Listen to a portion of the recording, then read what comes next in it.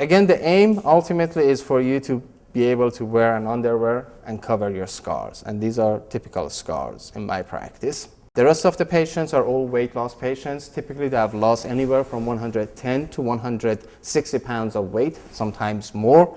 Some are at their appropriate BMI, some at larger BMIs. I usually like my patients to be about 20 pounds overweight because I want to be able to sculpt them. If you don't have fat, I can't really give you nice curvatures. If you have fat, I can use it, transfer it, place it in your breast, place it in your butt, and try to create a more hourglass look with appropriate curvature for you.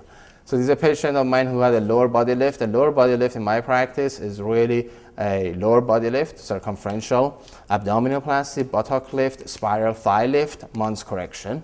And this is her back with incisions. The width of the butt is reduced, the projection is enhanced. Okay, you've seen this picture.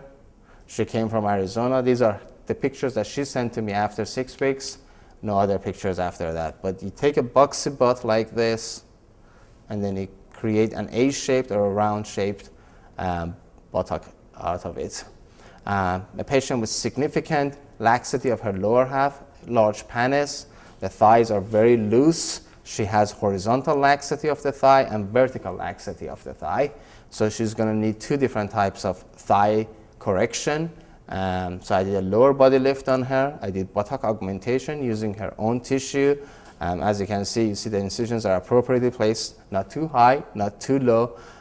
She has the spiral thigh lift incision that goes here, barely visible once your butt sits on it. The rest of the incisions are going to be within the groin crease here. Again, difficult to appreciate because it's in your groin crease. And she has an incision that runs down her thigh. So she had the vertical thigh lift and some liposuction of the inner knees. Okay, 55-year-old came from Florida. These pictures are sent by her, so fortunately I can't match them. But you can see the difference to some degree. She's got very loose thighs and she's got very, very tight thighs.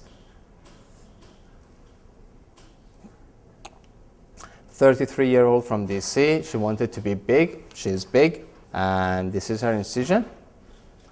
This is her incision from the other side. And this is her bikini picture that she sent to me. Okay? You've seen her breasts. She had a 2-stage total body lift, the L brachioplasty, the J upper body lift, 2 different types of breast reshaping procedure. This is what I call high definition. Your abdomen has a 3-dimensional contour. It has outer depression and fullness of centrally.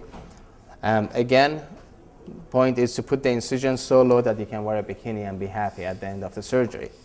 On her back, she's full here. She's got a boxy shaped or a V-shaped butt. But in reality, this is her lower back tissue. This is her butt. She told me she's never ever had a butt in her life. So what we did, I liposuctioned her upper back, starting from the back. I did a J upper body lift, and these are the incisions. This is the lower incision of the buttock lift. This is the upper incision of the buttock lift. And this is a tissue in between that was used to augment her buttock area and to end up with a V-shaped scar at the end.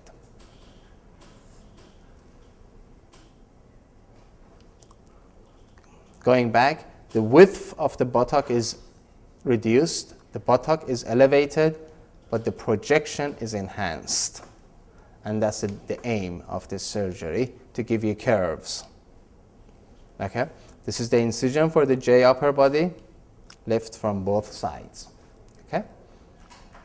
So here, you see, the width of the buttock is reduced, appropriately placed scars that are not too high or too low, and the buttock shape and roundness is corrected.